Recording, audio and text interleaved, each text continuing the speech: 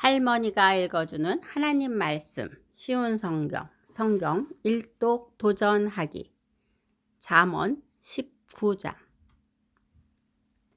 흠없이 행하는 가난한 사람을 입술이 사악하고 어리석은 사람에게 비길 것인가? 지식 없는 열심은 위험하고 조급히 이를 처리하면 그르친다. 자기의 미련 때문에 망하고서도 마음으로 여호와를 원망한다. 부유하면 친구가 많지만 가난한 사람의 친구는 그를 버린다. 거짓 증인은 처벌을 면치 못하고 거짓말을 내뱉는 자 역시 벌을 피하기 어렵다. 너그러운 사람에게는 은혜를 구하는 자가 많고 선물을 주는 자에게는 누구나 가까이 가려 한다. 가난하면 친척들도 멀리하니 친구들이야 말할 것도 없다. 사정해도 친구들은 달아날 뿐이다. 지혜를 얻는 자는 자기를 사랑하는 자이며 명철을 귀히 여기는 자는 형통할 것이다. 거짓 증인은 처벌을 면치 못하고 거짓말을 내뱉는 자도 망할 것이다. 어리석은 자의 사치가 옳지 못하듯 종이 주인을 다스리는 것도 옳지 못하다. 슬기로운 사람은 쉽게 화내지 않으며 허물을 덮어줘 자신의 영광으로 삼는다. 왕의 노함은 사자의 부르짖음 같고 그의 은총은 풀에 내리는 이슬 같다. 어리석은 아들은 그 부친을 망하게 하고 다투는 아내는 계속 떨어지는 빗방울과 같다. 집과 재물은 부모에게서 상속받지만 슬기로운 아내는 여호와께서 주신다. 게으름은 사람을 깊은 잠에 빠지게 하고 게으른 사람은 굶주린다. 교훈에 순종하는 사람은 자기 생명을 지키나 말씀대로 살지 않는 사람은 죽을 것이다. 가난한 자에게 베푸는 일은 여호와께 빌려 드리는 것이니 그분이 후하게 보상하신다. 아직 희망이 있을 때 자식을 징계하여라. 그가 망할 때까지 내버려 두지 마라.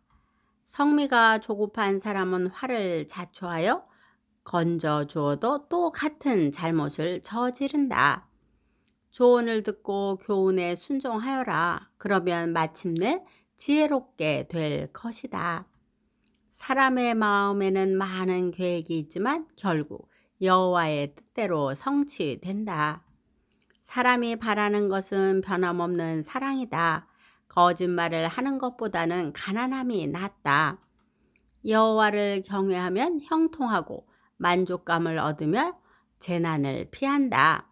게으른 사람은 손을 밥그릇에 얹고도 자기 입에 집어넣기를 귀찮아한다.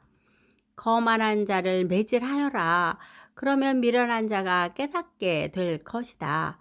명철한 자를 책망하여라. 그러면 그가 지식을 얻을 것이다.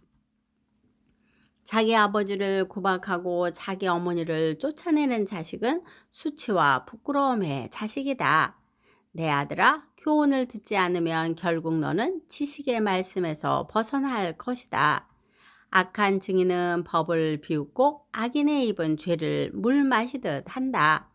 징계는 거만한 자들을 위한 것이요 매는 어리석은 자들에게 필요한 것이다. 잠언 20장. 포도주를 마시면 우쭐해지고 독주를 마시면 싸움질을 한다. 이것들에 빠진 자는 지혜가 없다. 왕의 진노는 사자의 부르짖음과 같고 왕을 화나게 하면 생명을 잃는다. 다툼을 피하는 것은 영예로운 일이나 미련한 자는 조급히 싸우려 든다. 게으른 사람은 농사철에 쟁기질을 안 하니 추수 때 거두려고 해도 거둘 것이 없다. 사람의 마음에 세운 계획들은 깊은 물과 같지만 명철한 사람은 그것도 알아챈다. 사람들은 저마다 자기가 신실하다고 하지만 누가 신실한 사람을 찾을 수 있을까? 의인은 흠없는 삶을 살고 그의 후손들은 복되다.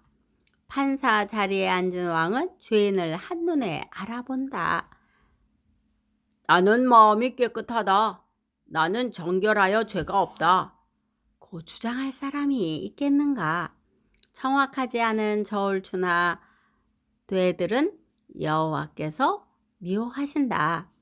아이일지라도 그 행동으로 자신들의 깨끗함과 옳음을 나타냈다.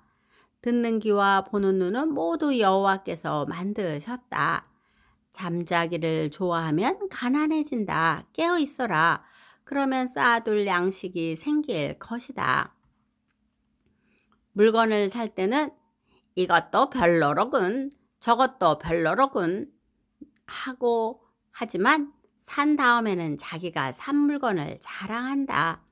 세상에는 금과 귀한 보석들이 많지만 지식을 말하는 입이 가장 귀한 보물이다.